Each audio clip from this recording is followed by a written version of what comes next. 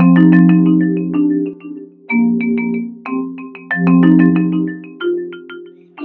get started here real quick. My name's Luke Tillman. I'm a language evangelist for Apache Cassandra at DataStax. Just real quick, like a poll, like how many, do we actually have any .NET developers in the audience? Either you currently are a .NET developer, or you used to be in another life, or, you know, wow, that's actually impressive. So, I am the language evangelist, and I focus on the .NET community. And the uptake in the for the .NET community with Cassandra has been slow, like it is for a lot of open source projects. And we haven't really done much as as far as DataStax goes to sort of engage them, and so we're trying to change some of that. So today I'm going to talk about getting started with the .NET driver. But one of the nice things about the DataStax drivers, if you've ever taken a look at any of the DataStax drivers, is that a lot of the concepts that are in the .NET driver also apply to the other DataStax drivers. So they did a really good job of kind of keeping some of the same common classes or the same ideas. So a lot of the stuff that I'm going to talk about conceptually, even if you're not a .NET programmer and you think .NET is the spawn of the devil or the handiwork of the devil or something like that because it's Microsoft, still hopefully you will take away something from this. A lot of the concepts applied to Java land. Java was sort of like our first driver that we came out with, and a lot of the .NET driver is based on the Java driver. Same thing with Python. A lot of the same concepts apply to the other languages. And now we have a C++ driver that's in beta too, so through a C++ programmer, that's coming as well, and a lot of the same concepts apply there as well. So just real quick, what it's kind of like to be the .NET language evangelist at DataStax. I don't know if anybody's a Monty Python fan, but I kind of feel like he's a witch, burn him, sort of situation. And that's kind of what it's like being at DataStax, which is Cassandra's open source project, and I like to describe myself as sort of the token .NET guy or the token Microsoft guy. But that's actually not the situation anymore. I come to find out that there's actually a lot of people now, as DataStax has grown, that have background with .NET or backgrounds with C# and that kind of thing, experience with the language. And it's actually a really good time to be a .NET programmer. Microsoft themselves seems to have got the bug recently. The fact that I can go on GitHub right now and grab the ASP.NET web stack, and it's under the Apache 2 license, like blows my mind. So the .NET community as a whole has really embraced the open source movement. I think over the years there's a ton of great projects out there now. So it's a good time to be in that space. We're not so walled off as we used to be, I guess. So let's talk about the driver. Where do you get it? So just getting started, like most libraries these days, .NET libraries these days, we have a NuGet package available. You can see there's the PowerShell to install it. It's also up on GitHub. Like all the DataStax drivers are, you can go to github.com/datastax and find all the source code for all of our drivers. So we're going to start with how to bootstrap the driver. And we're going to talk about some of the high-level objects kind of involved with using the driver. I'm going to be showing a lot of code samples, so hopefully hopefully that's interesting to you. So kind of the first object that we're going to talk about is sort of the top level. The highest level object is called the cluster object. This object is a singleton. You're probably going to have one per application. So unless you're in a unique use case where you're actually talking to multiple clusters, most of the time you're probably going to just have one of these objects. So inside of an application or inside of a service boundary, or if you're doing microservices or whatever the latest new hotness is, you're probably going to have one of these. And there's a builder interface for doing this, so a fluent style interface for interacting with it. And really, it's just as simple as this to get started with it. All you have to do is do add contact point and tell it one of your nodes in your cluster. So here I'm obviously connecting to localhost, and that's really all you need to do. You call .build, and you've got a cluster object. Now, like I said, it is a fluent style interface. There are lots of options available to you, and the point of this slide wasn't really so that I can go over all of these options. This is to show you, holy crap, there's a lot of options that you have to work with here. So things like authentication, connecting via SSL, setting. I know earlier in the day, John was talking about how you can set the consistency level, for example, on a query-by-query basis, and that you can set defaults that it will fall back to if you don't set it on a query-by-query basis. And this is where you would set those kind of default options for your consistency levels and that type of thing. So you do it when you bootstrap the cluster. So the other top-level object that you're probably going to interact with the most once you've got your cluster object is your session. And it's a singleton per key space. And in most cases, you're probably only going to be talking to a single key space. Maybe maybe you've got an application that's talking to multiple key spaces, but singleton per key space. It's kind of a heavyweight object, so underneath the covers, it's actually managing connection pools and all kinds of other things. So you don't want to be constantly recreating this object, and so that's why it's important to remember, like, create this once and then reuse it everywhere, right? So if you're doing, if you're using an IOC container or something like that, make sure you reuse that instance and inject it, reuse it over and over again. You're going to get it from your cluster object, so you're just going to call cluster.connect and give it the name of the key space to connect to. And just about the naming, like if you're like me, I have a background in web applications programming, so I was a line of business developer for many years before I joined DataStax. And so to me, session means something else. It may mean, if you're from a web background, session to you probably means browser session, or if you're a .NET programmer, there's a session object when you're working with ASP.NET. The name was inspired by the Hibernate or the mHibernate session object. So that's kind of like the main object inside of Hibernate that you use to run queries. And so I think that's where the name came from. If you're kind of confused, why is it called session? So, I just wanted to throw this example up there real quick. A lot of .NET developers these days are using IOC containers. So this is an example of on start of an application, what it might look like to register. Here I'm using Castle Windsor as an example for my IOC container of choice, but if you're using AutoFac or NuGet or something else, it would probably look very, very similar to this. All right, so now we're going to talk about creating statements. So there are 3 types of statements inside of the driver that you'll probably deal with. And so the first one being SimpleStatement. Then you have prepared and bound statements, which are kind of, they're a similar concept, they're kind of 2 halves of the same coin. And if anybody has questions at any point, feel free to stop me and raise your hand, whatever. Prepared statements and bound statements, so those 2 kind of go together, so they're listed as one up there. And then there's batch statements for when you need to send batches of queries over to Cassandra for when you need atomicity. And we'll talk about those. So the simple statement. So it's simple, sort of the Hodor of statements. So it's useful for, simple statements are useful for one-off sort of, I just need to run a query really quickly. So maybe you're prototyping or something like that, you'll probably use simple statements. You can see how you create one. You basically just provide it with your CQL string. And an important thing to note about it is that simple statements can be parameterized. So if you're coming from a relational world, and you're used to, I think in SQL Server it's the @ sign, and in Oracle it's the colon for placeholders, like for parameterized statements, right? In CQL land it's question marks. That's what we use as our placeholder for parameters. And so you can see you can bind values. You can provide values when you create these simple statements. Another use case is for dynamic CQL. So maybe you're building a CQL string where the select clause is going to be a little bit different each time you run it, or the where clause is going to be a little bit different, where you're not going to basically be running the same query over and over and over again. That's another use case where you might use simple statements.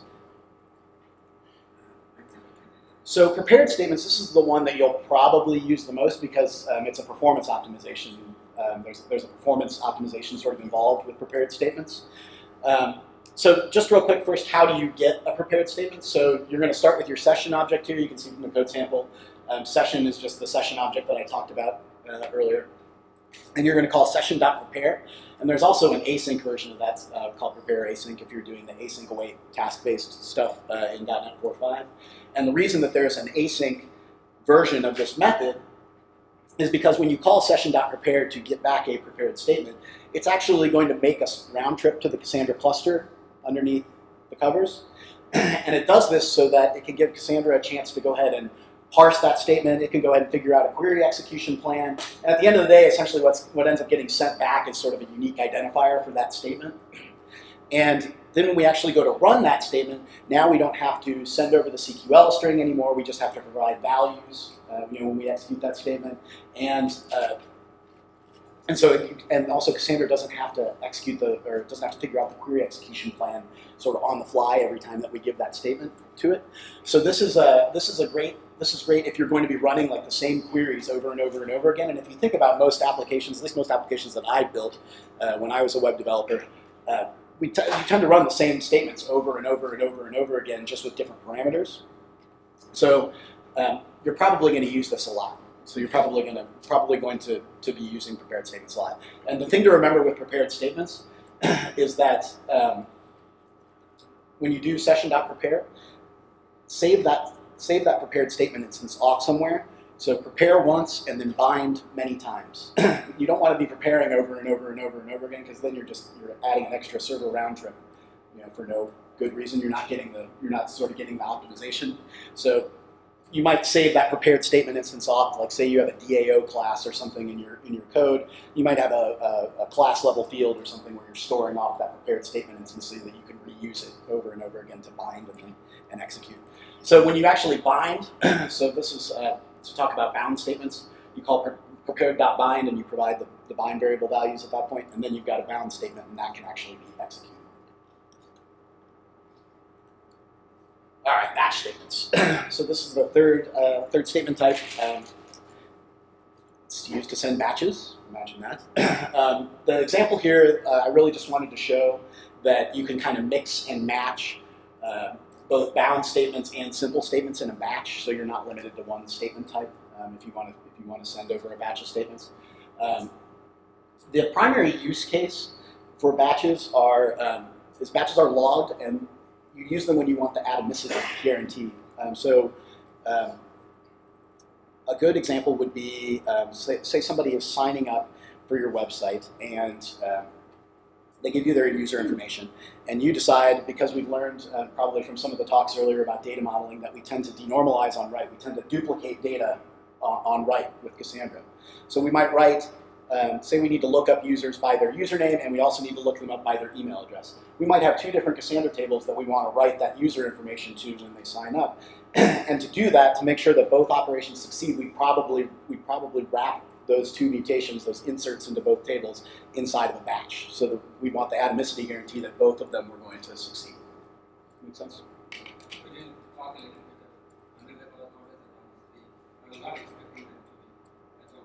Yeah. So under the covers, it's using.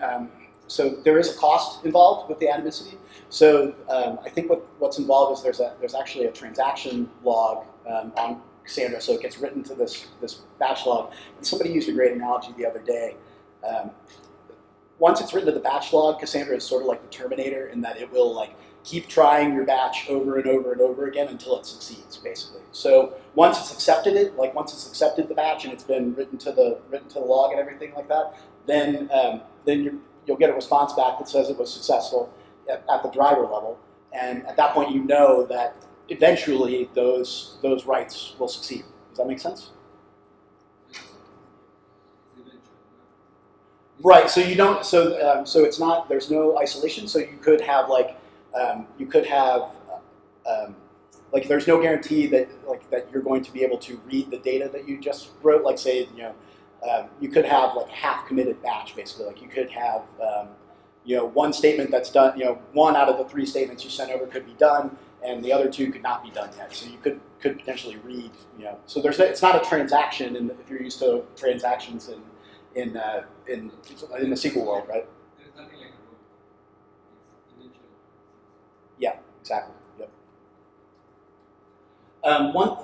One thing to note about batches is there are other batch types. So there's unlogged batches, which you probably won't ever use the other batch types, but we'll just mention that they are there. I don't know if anybody has talked about counters yet inside of Cassandra, but counters you'll find the more that you learn about them, they tend to be a lot of finicky rules or special rules about using counters, and batches are no exception to that. They also have their own batch types, so you can't mix counter mutations in with other statements that are doing other mutations on other tables. So they have their own batch type if you need to batch counter mutation statements. And that just shows how you can set the batch type if you do it. Like John mentioned earlier, you do have options, so setting the consistency level, this sort of thing, you can do it at the statement level. This is just a list of some of the things that you can set at the statement level in the driver. So you can set consistency level, retry policy. If you want to turn on tracing so that, say you've got a query that you want to see the execution plan for, you can turn on tracing and get some extra debug information. And then you can also set paging size for automatic paging. So we'll talk about automatic paging. I'll come back to that here in a few slides, and we'll kind of talk about what that is. If you don't set these things, At the statement level, like John mentioned earlier, there are some defaults at the cluster level, and it will fall back to those defaults at the cluster level. And this is just an example of what the API looks like to actually set those options. All right, so now we're going to talk about, now you know how to create statements, we'll talk about how you actually execute them and get the results back. So again, you're going to be using the session object, and there's basically two ways to execute statements. There's a synchronous method and execute method, and then there's also the execute async method. If you're doing sort of the task-based async await type .NET 4.5 stuff, there is an async version as well. What you're going to get back is a row set. And what is a row set? Well, a row set implements IEnumerable of row, and if you are a .NET programmer, you are probably very familiar with the IEnumerable of T interface. It's all over the VCL. But basically, it's something that can be iterated over. It's like, you can think of it as a collection of rows. When you're dealing with an individual row, the value or the method that you'll probably use the most is the get value of T method, with the T here being a generic type, so it's being a .NET type that maps back to a CQL type. And we'll talk about how those, show a chart that kind of shows the mapping between the CQL types and the .NET data types. There is a list of how, or a well-defined way of how those map. When you call get value of T, you can get a column's value by column name, or you can get it by ordinal or position. So you're probably used to this from a lot of other data access libraries, do the same sort of thing for columnar style data. So because row set implements IEnumerable of row, I'm just going to talk about a couple of things you could do with it. So you can obviously iterate over it with a for each loop. So you can see we're executing a statement here in this code example, and then we're doing a for each row in rows, and we're building some sort of a return list here, where maybe we're building, looks like we're building video preview DTOs. And the thing to note on this slide is row.getValue, we've got all these different .NET types, GUID, datetime offset, string, and here we're using it, we're doing it by column name, so we're getting the column values by name. Another thing you can do is, because it implements IEnumerable of rows, you can go ahead and use LINQ to objects on it. So you can use the select statement and go ahead and project that. So this code sample here is like exactly the same as the one that I just showed. We're building a return list, but the thing to note about this is that this time we're doing get value by ordinal or by position instead of by column name. So same sort of thing. Can it automatically map? No. So the drivers do not. So the question was, can you automatically map to entities at the driver level? So I think John probably showed you CQL engine earlier, which is sort of an object mapper on top of the Python driver. The Java driver, they're talking about there being an object mapper soon, kind of on top of it, but native to the drivers, there isn't an object mapping. Now, I'm going to talk about the LINQ driver that we have, and that will actually do object mapping for you, or it'll do some object mapping for you. So you can use the LINQ driver if you want. And then I've also been kicking around some ideas, and we probably are going to need to do some sort of object mapping eventually on the C# driver for people that don't want LINQ. So, but not right now, not out of the box. Since it's IEnumerable, it actually executes the statement when you're reading the results from it? So no, I don't think it's deferred. I think underneath the covers, it actually does go and get all the data and doesn't actually return. So I don't think it's like LINQ where it's deferred until you actually ask it to iterate. Yeah. So another thing that you can do, just to repeat the question, she asked if it was lazy, basically, because it's IEnumerable. If it didn't actually go fetch the data until you actually tried to iterate over it, you might be used to that if you use some of the LINQ stuff before. It's usually lazy until you call toList or toArray or ask it for a single record or something like that. So you can also do single or default on it.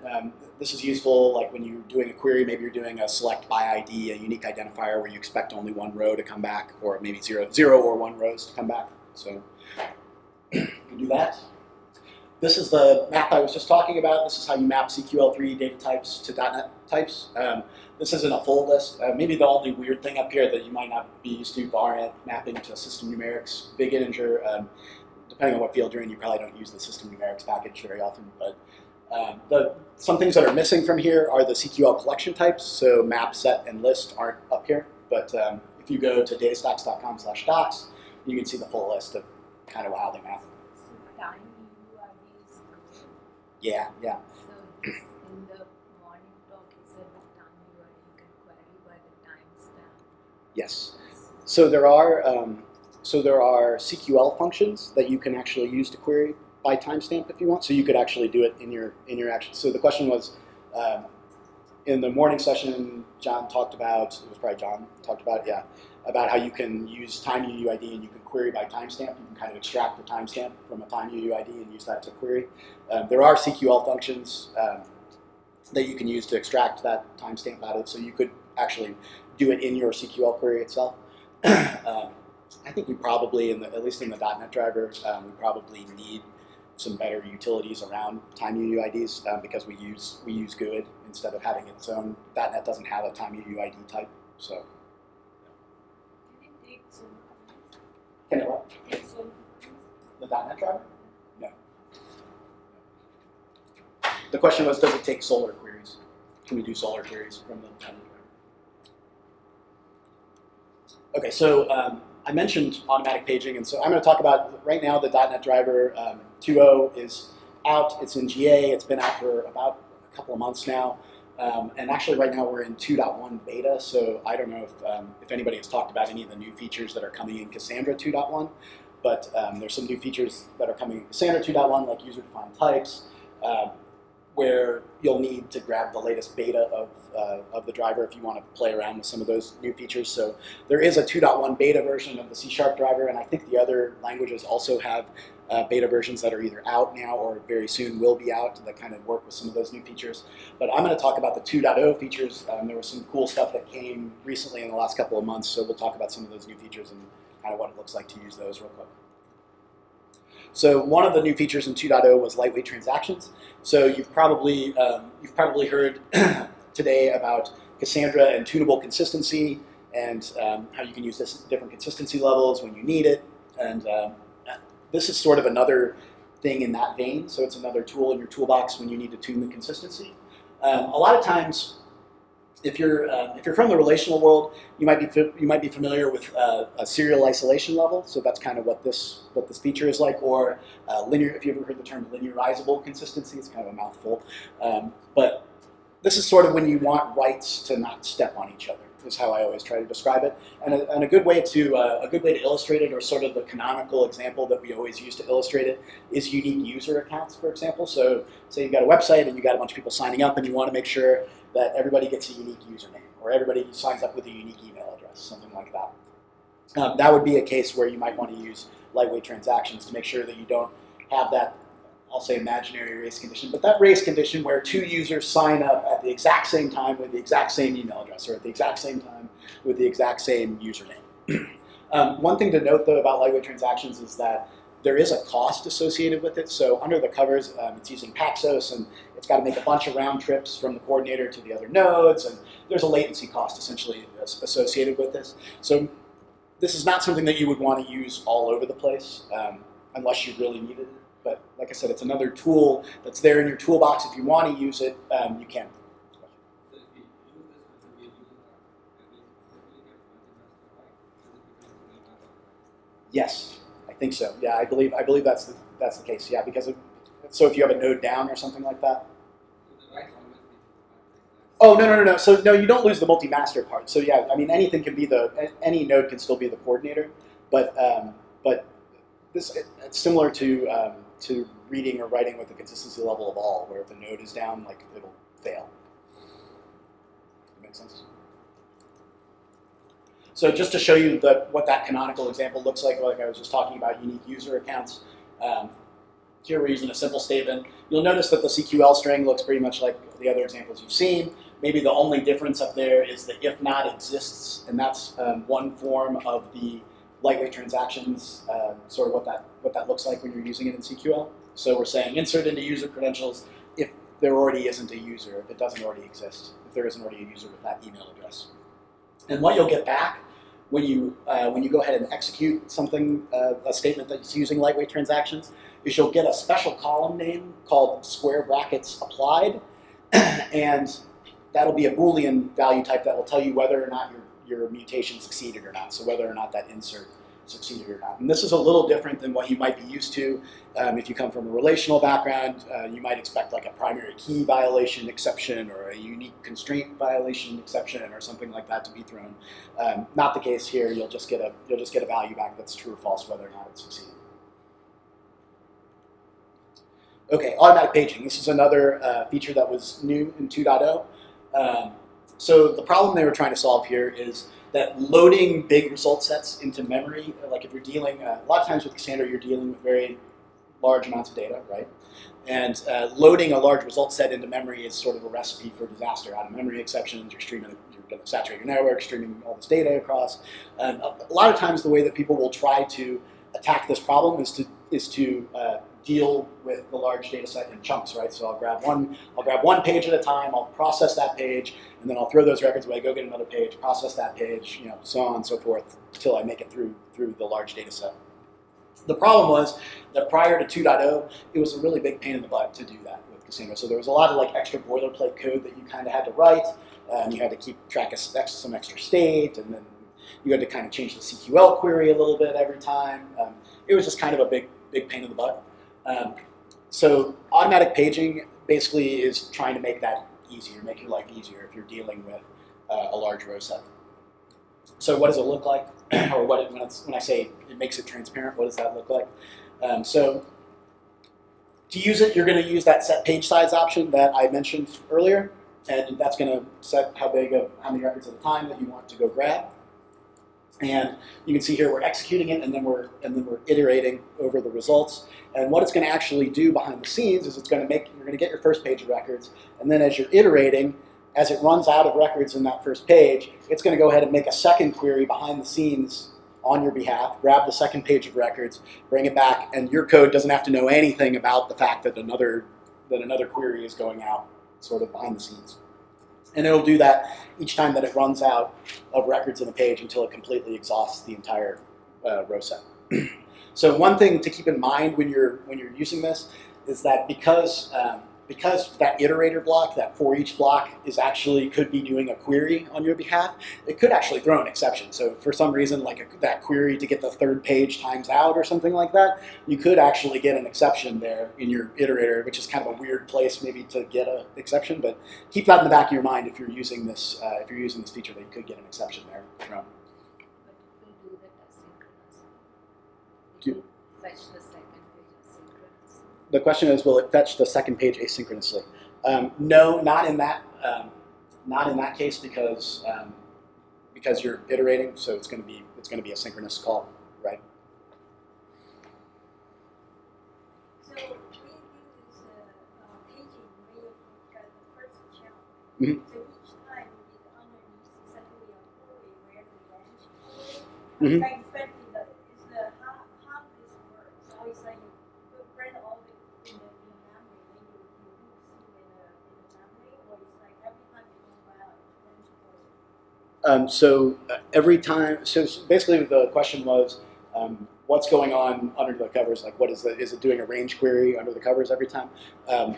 The answer, I think, is yes and no. So really what it's doing, there's a part of the CQL binary protocol now that they built in for this feature, where it's actually, what happens, I think, is a token gets passed back. It's like a paging token that basically represents the paging state at the time. So this is sort of a core feature that's built into Cassandra. Now, I think under the covers, what it's actually doing is it's keeping track of that token and kind of where it is in the range, right? So what you do then when it does the query to get the next page is it passes back, it has that token from the last page, passes that back and says, here, give me the next page in the set. And then then Cassandra is able to, from that token, grab the next page of records, send it back, and it'll give you a new token, right?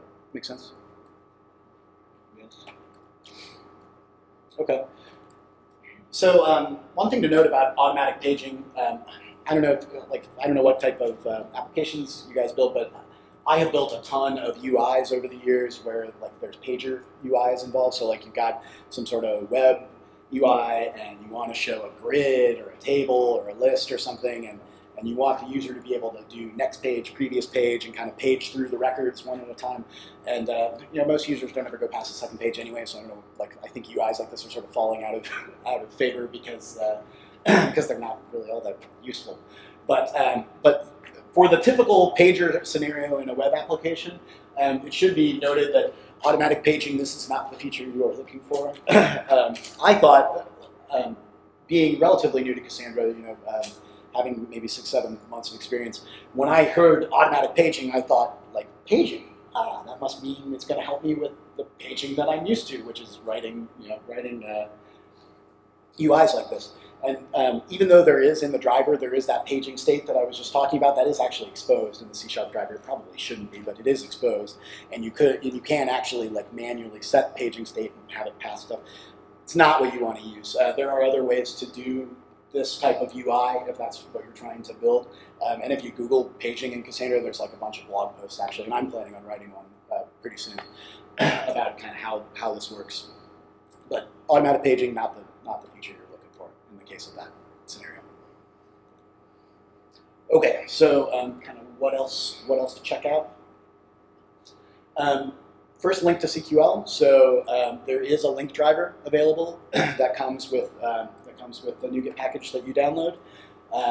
It's in the cassandra.data.link namespace, and it has support for all CRUD operations. Now, if you're like me and to you LINQ means queries, like it means selects, that kind of thing, the fact that it supports CRUD will probably be kind of weird, and I've argued this, that it is weird and that we shouldn't have it, but so we do have sort of a entity framework style kind of insert, update, delete type, so you can do those types of queries also. And earlier you asked about mapping, and that, does it do the mapping for you? This will. So this will actually do mapping back to objects for you. So I'll show you kind of what that looks like. So here's an example of a DTO object, some sort of class, plain POCO, if you will. And you see we decorated it with attributes. So I guess maybe it's not a POCO really because it's decorated with these attributes. But so there's the table attribute, which basically tells the LINQ driver which table in Cassandra this object maps to. And then there's the column attribute, which tells it the column names that also, so if those don't match, you can have those. And then there's partition key, so that it knows which column or columns is the partition key. And then when you actually go to run a query, you're going to use session again. You're going to use that session object. You're going to call get table of t. So you can see get table of user credentials in this method. So that's my user credentials class from this slide. And then you can go ahead and run LINQ queries. So you can do a where and then have type safe sort of LINQ queries. So you can say where email address equals some email address that they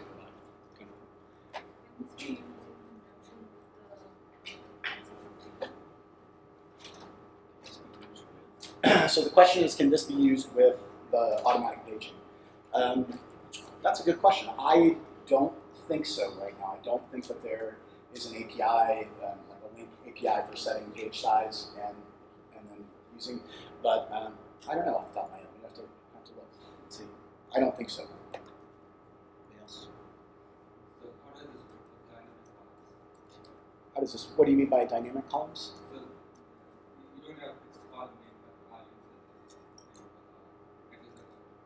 So are we talking like column families and the?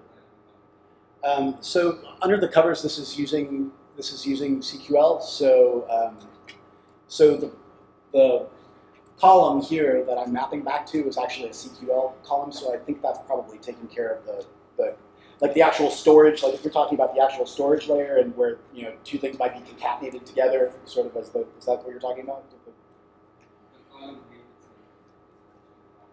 Is actually a value, right? So that's kind of with CQL, that tends to be kind of like an implementation detail, right? So that's kind of hidden away from you.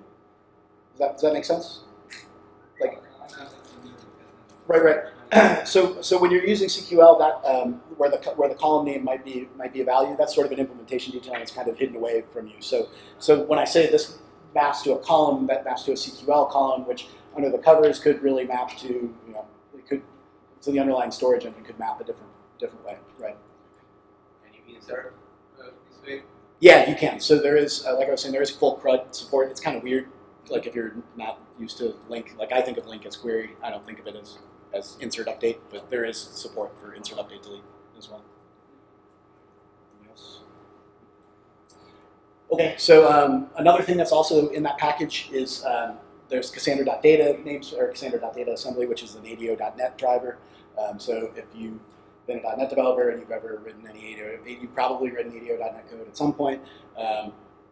You can use your favorite ADO.NET objects, favorite in quotes, because I'm not sure anybody really likes ADO.NET, but there are DB connection, DB commands, that sort of thing available to you. My recommendation is to avoid it. The reason being that there are a lot of concepts in Cassandra that don't necessarily map to ADO.NET. It's just not necessarily a good abstraction. So a good example of that would be prepared statements that we were talking about. Like ADO.NET doesn't have any concept of preparing a statement and then reusing it and then executing it multiple times. And just, I would suggest stick with either the regular statement API, or if you want to use LINQ, use the LINQ stuff, just so you don't box yourself in to, as the driver continues to evolve and it adds new features, if you're stuck with just the ADO.NET interface, you'd probably be sad. So I wouldn't use that. Okay, so last thing to mention, a lot of the code samples that I showed here are from this application called Killer Video. So I built along with a couple of the other people on the Evangelist team who had some ideas and contributed some schema. Sample application, it's sort of like a video sharing site, kind of similar to YouTube kind of thing. The code is available on GitHub. You can go to github.com/LukeTillman and click on Killer Video C#, and you will see all kinds of code examples on how to use the LINQ driver, how to do multi-gets in the driver versus in CQL. Lots of examples, more fleshed out than kind of what you saw here today on the slides. A lot of these are pared down. And we have a lot. So sort of last takeaway things, what else to take a look at. The one thing that I always try to tell people is data modeling is so extremely important with Cassandra. It's really easy, especially if you're coming from a relational world, to get the data modeling stuff wrong at first. Luckily, we are in a time when there are tons of really good resources out there. My boss, Patrick McFadden, who's the chief evangelist for Cassandra, that has a great video series on data modeling. You've probably seen some good talks today, hopefully, that explain some of the concepts. But definitely look into data modeling. And if you're from a relational background, it may take you a while to kind of get your head around, changing mindsets. But definitely check that stuff out. Check out Planet Cassandra. I'm sure most of you guys know about Planet Cassandra at this point. We've all got it on our t-shirts and everything like that. There's all kinds of videos, documentation, all that kind of good stuff, links to getting started stuff. And then like I mentioned earlier, the 2.1 beta is available right now, so if you'd like to live on the edge or you want to try out some of the new stuff like user-defined types and that kind of thing, grab the 2.1. It's available as a NuGet package as well. Like most NuGet packages, you have to use that pre-release flag to actually grab it and install it. But if you want to play around with it, do it. You'll have to grab Cassandra. You have to grab a beta version of Cassandra. I don't think 2.1 is final yet for Cassandra itself either, so you'd have to install that as well. But definitely check it out if you're interested. And if you want updates, we're actually working right now on getting that Killer Video app. It's going to be up live on Azure. It's going to be hosted on Azure. I'm probably going to be giving a talk, I think, at some point on kind of how we got it up on Azure. And we're going to have some recommendations on how you actually host Cassandra clusters themselves on Azure. So we're going to be filling in a lot of details kind of on our .NET story and our Azure story and that kind of thing. So follow me on Twitter. I'll be tweeting and updating, and you can always reach out if you've got questions, that kind of thing. I'm always happy to answer questions. Even if it's not .NET related, like, I'm happy to answer general Cassandra related questions, or at least put you in touch with people that are smarter than I am that know the answers. So. Can you parallelize any of the current operations on simple? So the question was, can you parallelize any of the operations on any of the queries, on any of the statements? So that's a great example of when to use that async API, right? So you can because of the way the task-based stuff works, you'll actually get a task back, right? You don't have to await that. You don't have to await the execution immediately. So you could potentially, and if you go and check out the Killer Video app, there's actually an example of this where it's doing a multi-get, where it actually spawns off a bunch of tasks to do a select star where ID equals blah kind of thing. It does a bunch of them in parallel and then waits for all the tasks to finish before building a result set. So you can absolutely parallelize queries if you want by using the async API. Anybody else? Questions? All right, awesome. Thanks, guys.